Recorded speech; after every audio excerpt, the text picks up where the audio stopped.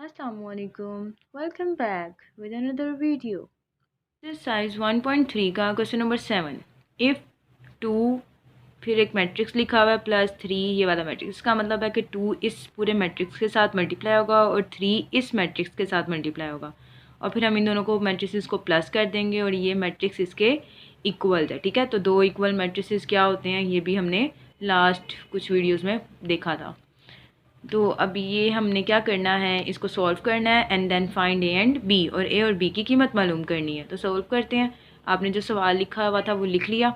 अब इस मैट्रिक्स को 2 से मल्टीप्लाई करना है। 2 2 ज़ा 4, 2 को -3 से मल्टीप्लाई किया तो -6, 2 को 4 से मल्टीप्लाई किया तो 8, और 2 को जब ए के साथ मल्टीप्लाई करेंगे तो ये 2a ही आ जाएगा।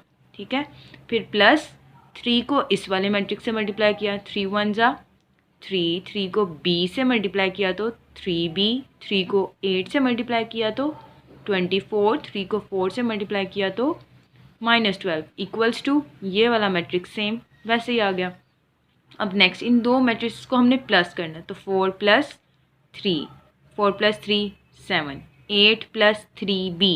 अब आपने क्या करना है, इसको 8 + 3b को ऐसे ही लिख लेना है, इन दोनों वैल्यूज़ को प्लस करके 11b नहीं बना देना। 8 + 3b ये ऐसे ही रहेगा। इसकी वजह क्या है कि ये सेम क्वांटिटीज़ नहीं है। ये 8 एक कांस्टेंट है और ये 3b इसमें एक वेरिएबल भी आ रहा है, मतलब b वाली वैल्यू ही अगर यहाँ होती तो हम इन दोनों को जमा कर सकते थे। तो अब इन दोनों वैल्यूज़ को हमने जमा नहीं करना, 11b नहीं बनाना, बल्कि 8 + 3b ही रहने देना है। ठीक है, नेक्स्ट है -6 + 24।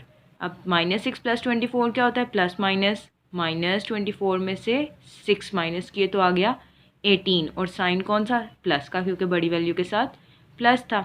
नेक्स्ट है 2a, फिर प्लस -12, लास्ट वैल्यू को लास्ट वैल्यू के साथ प्लस किया, दो साइन आ गए क्योंकि प्लस प्लस ही और -12 है तो ब्रैकेट लगा के लिखेंगे। अब ये प्लस है और ये माइनस है तो प्लस माइनस क्या हो जाता है, -2a - 12। तो ये हमारे पास अब दो मैट्रिक्स है जिनका ऑर्डर सेम है, 2 रोज़ 2 कॉलम, 2 रोज़ 2 कॉलम। ठीक है, दोनों मैट्रिसेस का ऑर्डर सेम है और ये दोनों क्या हैं, इक्वल हैं। तो हमने इक्वल मैट्रिसेस की डेफिनेशन लास्ट वीडियो में देखी थी। उसमें क्या था कि दो मैट्रिसेस उसी वक्त इक्वल होते हैं, पहली कंडीशन थी उसकी कि उसका ऑर्डर सेम हो, तो इन दोनों मैट्रिसेस का ऑर्डर्स भी सेम है। और दूसरी उसकी शर्त ये थी कि उसके अंदर जो एलिमेंट्स लिखे होते हैं वो भी सेम होने चाहिए, मतलब जो पहला वाला एलिमेंट है वो पहले के, जो दूसरा एलिमेंट है वो दूसरे के, और थर्ड वाला third and fourth one is fourth वाले के बराबर होगा। सही है, तो ये हमारे पास इक्वल है। अब हम इसको इस तरह से लिख सकते हैं ना, ये मैट्रिक्स की फॉर्म में, इसको इक्वेशंस की फॉर्म में लिखेंगे। तो ये फर्स्ट वाला नंबर फर्स्ट वाले के बराबर, सेकंड है 8 + 3b, और यहाँ से सेकंड है 10, तो ये 8 + 3 इक्वल्स है 10 के।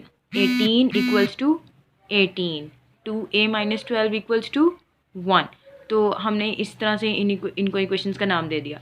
हमने क्या करना था, सवाल में सिर्फ a और b की वैल्यू पूछी हुई थी, तो हम अगर चाहते तो इन सारी इक्वेशंस को लिखने की बजाय a और b जिसमें आ रहा है सिर्फ वो भी लिख सकते हैं, यानी इसमें आ रहा है b तो सिर्फ हम सेकंड वाला एलिमेंट लिख लेंगे 8 + 3b इक्वल्स टू 10, और a इसमें आ रहा है फोर्थ में 2a - 12 इक्वल्स टू 1। तो चारों इक्वेशंस लिखने की बजाय आप सिर्फ ये 2 और 4 वाली भी लिख कर सॉल्व कर सकते हैं। ठीक है, तो अब ये फ्रॉम 2 जब हम इसको, हमने a और b की वैल्यू निकालनी है, b आ रहा है सेकंड में और फोर्थ वाली इक्वेशन में आ रहा है a, तो इन दोनों को सॉल्व कर लेंगे ताकि a और b की कीमत निकाल सकें।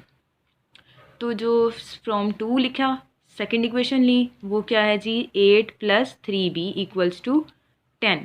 अब ये 8 यहाँ प्लस हो रहा है, दूसरी साइड पे जाएगा तो माइनस हो जाएगा, क्योंकि 3b के साथ तो इसको ऐड नहीं ना करना, हमने b की तो वैल्यू निकालनी है, तो इसीलिए इस 8 को दूसरी साइड पे ले जाएंगे।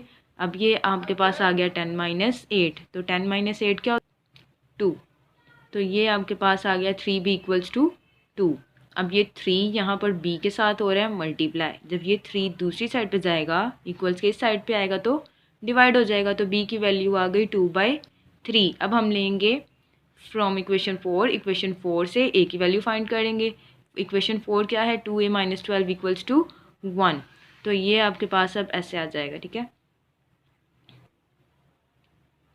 2a - 12 इक्वल्स टू 1, ये -12 है, इस साइड पे जाएगा तो प्लस 12 हो जाएगा। 1 + 12 इक्वल्स टू 13 एंड 2 और ए दोनों मल्टीप्लाई हो रहे हैं, 2 इस साइड पे आकर डिवाइड हो गया। तो ये आ गई आपके पास ए की वैल्यू। ए की भी निकाल ली, बी की भी निकाल ली, ठीक है। तो सवाल सिर्फ यही था कि आपने ए और बी की वैल्यू निकालनी है। आप अपनी तसल्ली के लिए कि आपने क्वेश्चन ठीक किया है या नहीं, तो इस ए की और इस बी की वैल्यू को आप अपनी इक्वेशन में भी पुट कर सकते हैं। जहाँ इधर बी आ रहा है ना, तो बी की वैल्यू आई है 2/3, तो ये 3 से कैंसिल हो जाएगा, बाकी रह गया 2 + 8, तो 8 + 2 इक्वल्स टू 10। तो दोनों साइड सेम आ गई, इसका मतलब बी की वैल्यू ठीक है। इसी तरह ए की वैल्यू भी इधर पुट करके आप देख सकते हैं। कुछ समझ ना आए तो आप मुझसे कमेंट सेक्शन में पूछ सकते हैं। Thanks for watching. अल्लाह हाफिज़।